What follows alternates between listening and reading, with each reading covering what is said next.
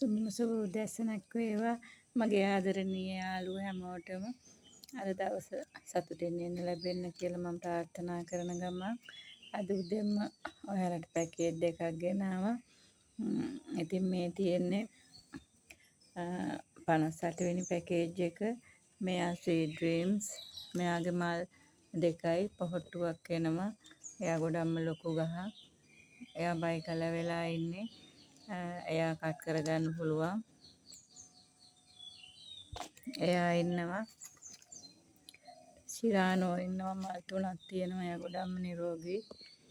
එයා ඉන්නවා කින් බ්‍රවුන් ඉන්නවා.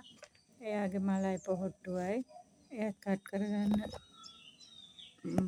කරගන්න නම් බැරි වෙයි. එයා කට් කරගන්න බෑ. තව ටික දවසක් යයි. එතන ප්ලාන්ට් තුනක් තියෙනවා. ඒ 58 වෙනි පැකේජ් එක. එයා 4000යි වෙන්නේ යාළුවනේ. ඔයාලා එක බලලා සාධාරණ නම් මට කතා කරන්න.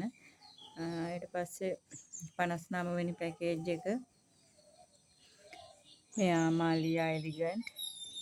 එයාගේ මල් 3යි 6යි 7ක් තියෙනවා.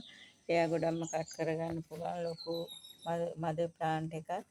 එයා ඉන්නවා. ඊට පස්සේ